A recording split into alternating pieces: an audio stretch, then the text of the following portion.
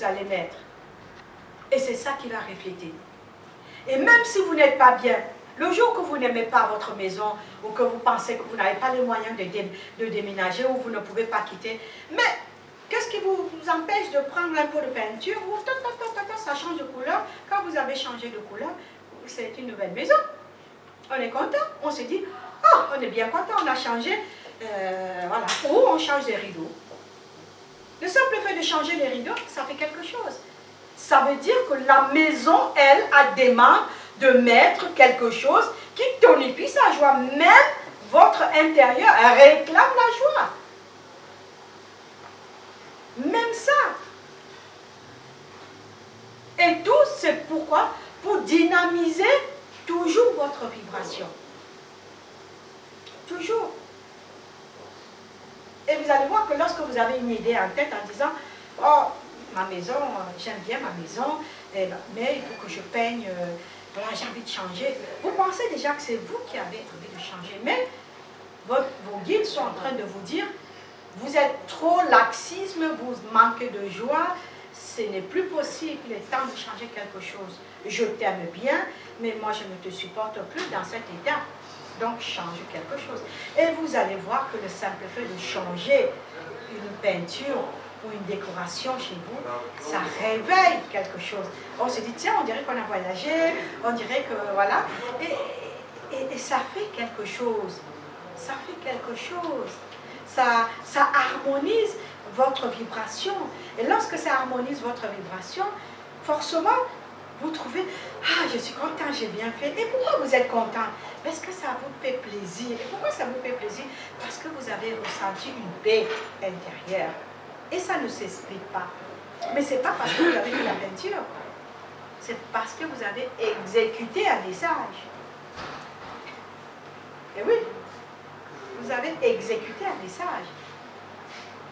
Et donc, n'oubliez pas qu'en ce moment, il y a beaucoup de choses qui se passent. Ce qui s'est passé à Paris, donc j'avais plusieurs fois, on en a annoncé des choses, hein. On a fait même sur l'écriture automatique, on a annoncé beaucoup de choses, et encore, je reviens vous faire comprendre que la nécessité de cette conférence, c'est pas simplement de venir parler pour bien faire, c'est simplement pour vous demander que vous êtes de belles personnes, de vous dire que le temps est venu de prendre conscience de cette magnifique énergie que vous avez en vous, cette énergie au centuple que vous pouvez l'utiliser et être conditionné pour ne pas vivre des choses telles que nous avons vécues ces derniers temps et qui vous permet d'être, comme on dit, des êtres éveillés afin de pouvoir peut-être aider certaines personnes qui peuvent être en danger. En danger. Vous savez, je veux dire que je suis allée faire une conférence sur Paris le 6 novembre. Le 6 novembre. Et qu'est-ce qui s'est passé? C'était quoi, le 13? Mais vous savez quoi? Avec mon énergie, la manière, tout ce que j'ai mis. Ma fille, elle est partie à Jakarta 2 jours avant. Elle habite à Paris et elle passait. Elle passait. Elle me dit, maman, mon papa, il habite à 5 minutes de là. Ma fille est partie. 2 jours avant. 2 jours avant, elle ne savait pas si elle devait partir. Elle est partie 2 jours avant. Elle savait qu'elle devait aller, mais c'était pas sûr.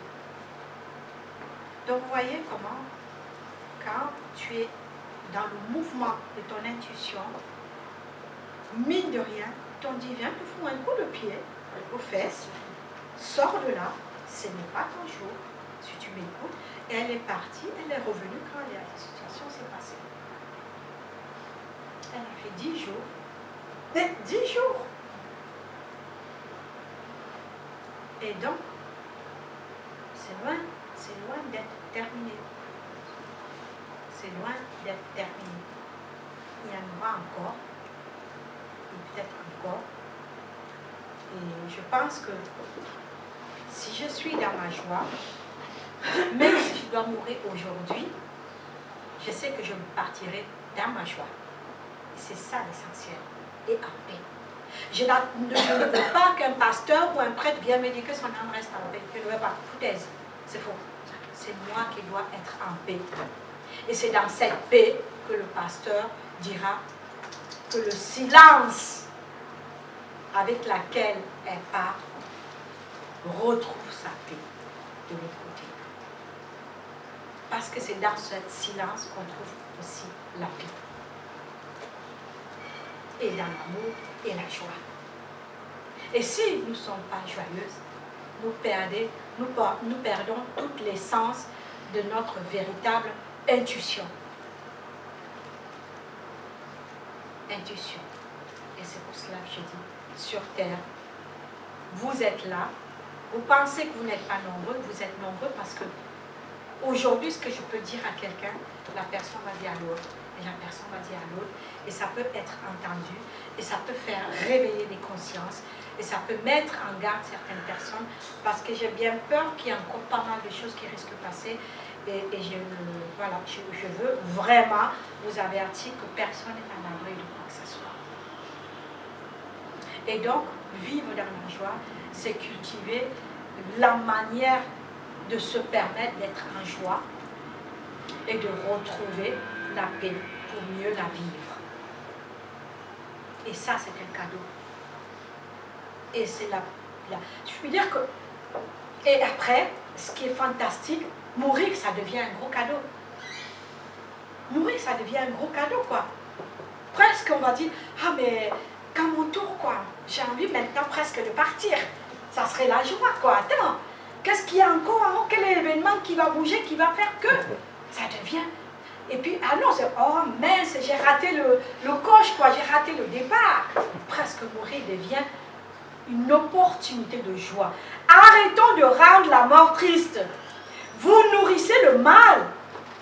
Vous nourrissez le mal. Plus vous allez être dans cette tristesse, plus vous allez nourrir les terroristes. Quand les terroristes vont voir que ça ne vous fait rien du tout, et que de toutes les façons, quand on va faire quelqu'un, on va chanter, on va danser, alléluia, machin, tout ça, amen, ils vont se dire, merde, finalement, quelle est l'âme qu'on va utiliser maintenant pour les faire pleurer? Qu'est-ce qu'on va utiliser pour les rendre malheureux? Ils vont utiliser toutes les armes, machin, tout ça, tout le monde va partir, mais il y aura d'autres qui vont se lever pour chanter la joie, et finalement, ils vont se foutre eux-mêmes une balle sur la tête parce qu'ils ont tout fait. Rien n'a fonctionné. Rien n'a fonctionné. Parce que nous n'accordons pas de crédit à tout ça. Parce qu'on ne va pas alimenter la douleur. On ne va plus aller faire des sacrifices là où ils sont morts. Parce que tout ce qu'on fait maintenant, ils sont trop fiers. Ils se disent, tu vois, on parle de nous. Ils sont partis encore. Tout le monde est venu, c'est pour respecter bien sûr les hommes, je suis d'accord, de toute la façon il faut les respecter. Mais, de l'autre côté, qu'est-ce qu'on va faire encore pour les faire chialer correctement? Parce qu'on a gagné du terrain et ils ont gagné du terrain.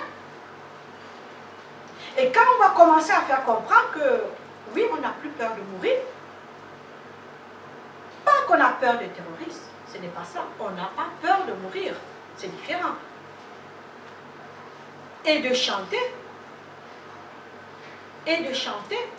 et de ne pas montrer à tous ces gens qu'ils nous ont eu. Plus tu vas montrer à quelqu'un, tu pleures, celui qui te tape, plus il va prendre le plaisir de te taper, plus il va utiliser, on va faire grandir toutes les vices, comment il va utiliser pour te taper. Donc, on est en train de formuler les vices pour montrer à tous ces gens comment il faut qu'ils nous battent. Et non, de surcroît, on leur montre toutes les techniques que nous avons pour nous protéger, pour leur donner encore envie de nous battre. On n'est pas du tout fin, hein, franchement. Pas du tout. Ce qui veut dire que, ok, comme on a montré, on a ouvert toutes les rideaux en disant, vous voyez ici, c'est là où l'armée lit tous les trucs des terroristes, vous voyez ici, donc on montre tout ce qu'il ne faut pas montrer. Tout ce qu'il ne faut pas montrer. On montre dans le monde entier, à la télévision, tout ce qui doit être caché pour éviter justement, non, ça se montre. Et donc, du coup, finalement, moi, je ne me sens pas protégée. Alors, qu'est-ce que vous voulez? Je n'ai pas peur de la mort. Youpi! Qui va venir me tuer maintenant? Et donc, croyant qu'en me tuant, on fait une bonne affaire, oui, on fait une bonne affaire pour moi. Du coup, ça n'arrange personne. Du coup, ça n'arrange personne parce que finalement, je ne suis pas un bon élément. Personne ne va me pleurer. Donc, je suis, au contraire, on va chanter, on va même être fiers, on va même leur remercier parce que de toutes les façons, ils ont fait quelque chose de bien. Et lorsqu'on va arrêter de pleurnicher sur la mort, on ne donnera plus l'opportunité aux gens de nous éliminer comme des mouches. C'est tout, c'est l'arme fatale. C'est la joie et la paix. C'est l'arme fatale. C'est cette arme que j'ai eue. C'était cette arme de vivre dans la paix. Parce que lorsque vous allez comprendre que la plus belle arme que vous pouvez avoir pour éliminer, bien sûr, celui qui vous perturbe, c'est d'être bien. Parce que celui